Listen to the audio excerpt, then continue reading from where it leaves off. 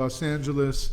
We had an incident where a security guard had to contend with some cretin out of the wilderness, and we never seen or heard of before. And he came to stalk and surveil the building of the synagogue and school where the security guard was standing on his post.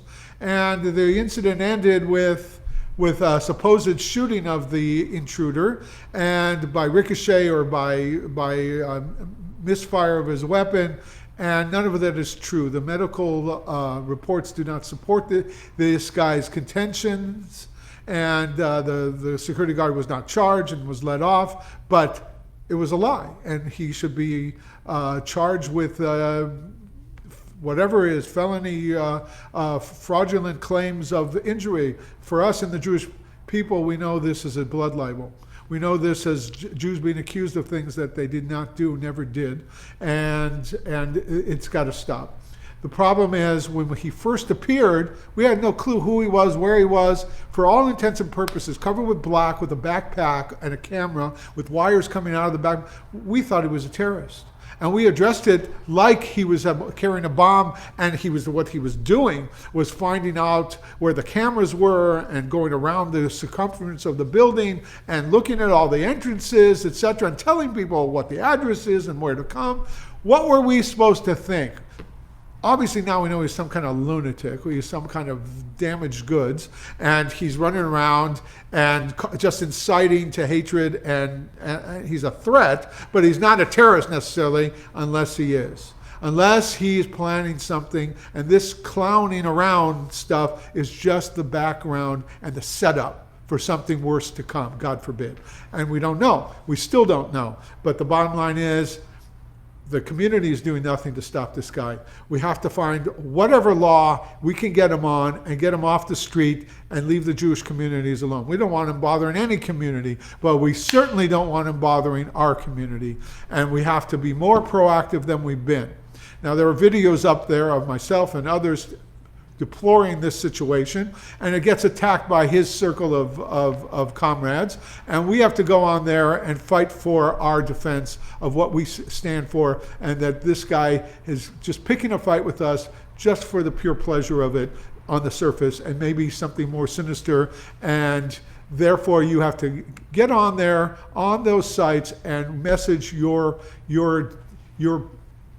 might and your refusal to accept the storyline as he presents it.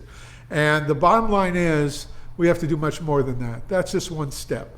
The rest of the step is in the public, in the arena of public opinion is one thing on Facebook, online, or whatever, on YouTube, but we need to take protections for women and children and innocent Jews walking around the streets that shouldn't be harassed and blindsided by someone like this. They don't know what to do. They're not trained in it. We should have seminars what to do when this guy comes around, so you don't get arrested, you don't get harassed, and you don't do anything that you're going to be regretting later that you shouldn't have done.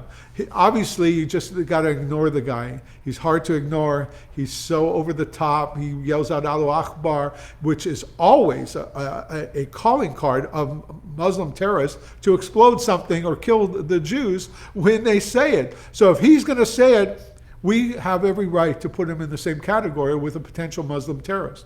Who knows if he's got connections with Muslims? Who knows if he has connections with the black Hebrews? Who knows if he's with anybody who has any kind of hatred of the Jewish people and plans down the road to do serious pogroms and serious attacks on the Jewish community.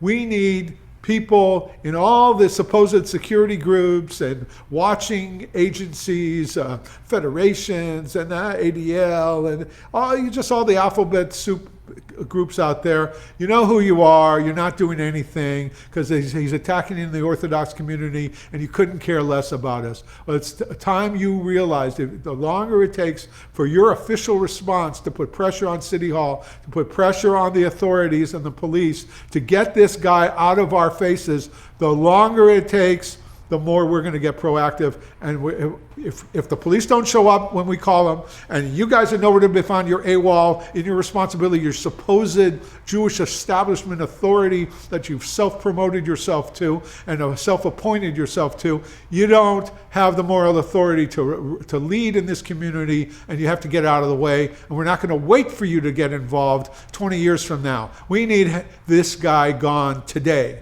I don't mean killed, don't get me wrong. I'm not trying to kill him. Make him crawl back under the rock whence he came from.